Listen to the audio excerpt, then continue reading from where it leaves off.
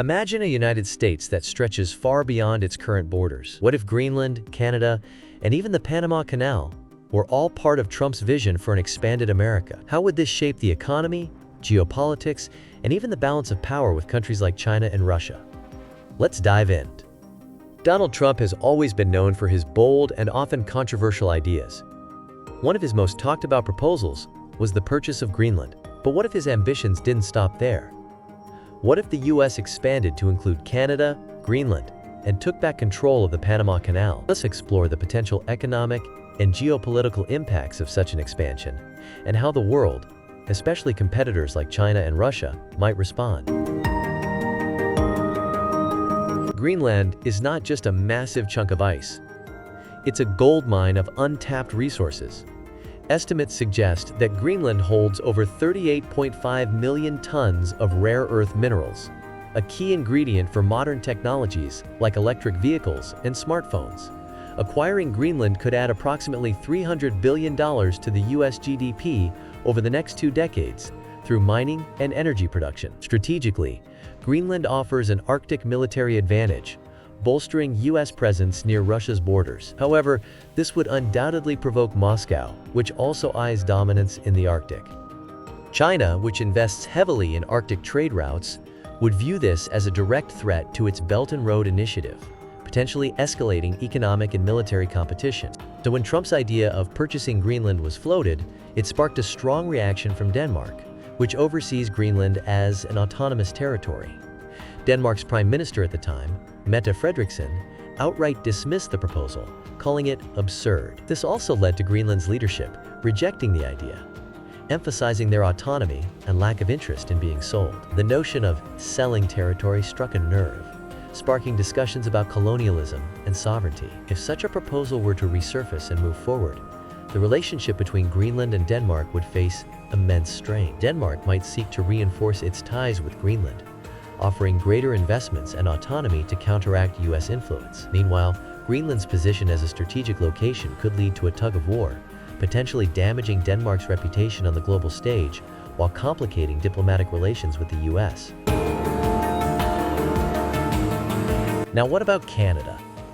Canada's economy contributes over $2 trillion to global GDP annually. So if the US annexed Canada, it could boost America's GDP to over $28 trillion, surpassing China by a significant margin. Canada's oil reserves, the third largest globally, could make the US energy independent for decades. With over 170 billion barrels of proven reserves, the US would gain a reliable domestic supply of oil, significantly reducing its dependence on imports from countries like Saudi Arabia. However, even with this newfound energy independence, the US might still maintain some level of trade with Saudi Arabia to preserve strategic alliances in the Middle East and ensure stability in global oil markets. Talking about oil, I have made a video about what if water became more valuable than oil. If you haven't watched it, you might find it interesting after watching this video. Back to the topic. The expansion to Canada could also add Canada's freshwater resources and timber industries. The potential is staggering. However, cultural and political resistance from Canadians would be immense. Integrating Canada's healthcare system, legal frameworks, and bilingual policies into the US structure would be a monumental challenge, costing trillions in the short term. Retaking the Panama Canal could be seen as restoring American dominance over a crucial global trade route. Currently, about $270 billion worth of goods pass through the canal annually, much of it bound for the US. Control over the canal would solidify America's influence in global trade. China, with its deep economic ties in Latin America, has already invested billions in the region to secure resources and strengthen trade. If the US were to take control of the Panama Canal, China might accelerate its support for the proposed Nicaragua Canal project, a Chinese-backed alternative designed to rival Panama. Shifting trade routes to bypass US control could initially strain China's economy due to increased costs and logistical challenges of developing and utilizing a new route. However, in the long term, it could provide China with greater independence in global trade, reducing reliance on US-controlled waterways and creating stronger alliances with nations benefiting from the alternative route.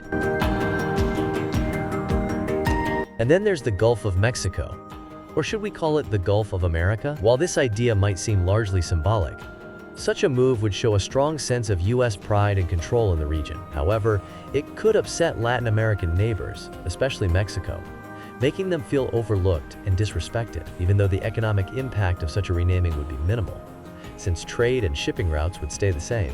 It could strain trade relationships in the area. Mexico and other countries might start trading more with other partners to rely less on the U.S.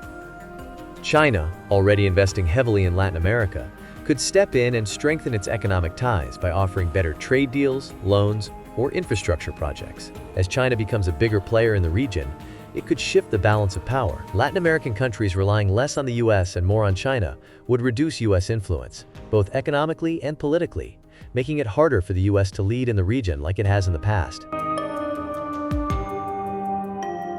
How would the world react? Russia views the Arctic as a strategic region vital to its national security and economic interests. The Arctic contains an estimated 90 billion barrels of undiscovered oil and 30% of the world's untapped natural gas reserves. U.S. acquisition of Greenland would give America greater access to these resources and strengthen its military presence in the Arctic. This challenges Russia's dominance in the region and its ambition to control Arctic trade routes, especially as melting ice opens new navigation pathways.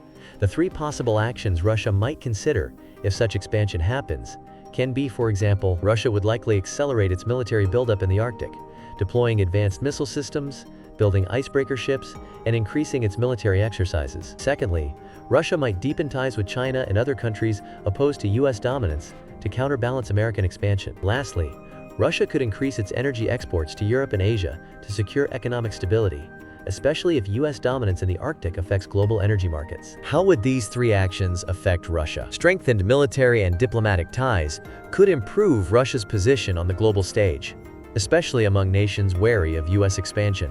However, an arms race would strain Russia's economy, already weakened by sanctions and reliance on energy export, which means increase in costs. An arms race and increased Russian military activity near Greenland and Alaska would raise tensions, forcing the U.S. to allocate more resources to defense and diplomacy in the region. Does this mean it could lead to a Cold War-style standoff, increasing the risk of confrontation? China's economic power, on the other hand, depends on its Belt and Road Initiative, BRI, which connects it to global markets. U.S. control of strategic areas like Greenland, Canada, and the Panama Canal could disrupt China's trade routes, forcing it to seek alternatives. Expanding investments in resource-rich regions like Africa would help China secure vital resources and diversify trade networks, reducing dependency on U.S.-controlled routes. Greater investments in infrastructure and trade partnerships could boost China's influence and secure resources critical to its economy. China's deepening influence in Latin America and Africa would alarm the U.S.,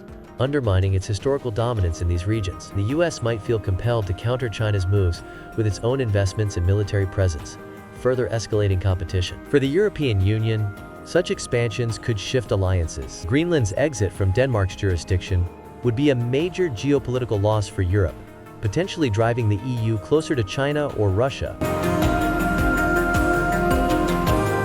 For the U.S., these expansions could lead to unprecedented economic growth. Adding Canada and Greenland would increase U.S. GDP to nearly $30 trillion, while control of the Panama Canal could generate an additional $10 billion in annual revenue. Imagine that the Arctic resources alone could supply 25% of global rare earth demands, making the U.S. a dominant player in the tech and energy sectors. However, integration costs from infrastructure to governance could exceed $5 trillion over the next decade. And let's not forget the social and political challenges of managing such a vast and diverse territory. So what if the U.S. really did expand under Trump's vision? Even though the economic and strategic benefits could be game-changing, the risks, from global conflict to integration costs, are just as significant. On top of that, do not forget about the major issue that is going on in the U.S. right now with the natural disaster in LA. If you want to know about how it happened, click on this video to watch what is going on in LA.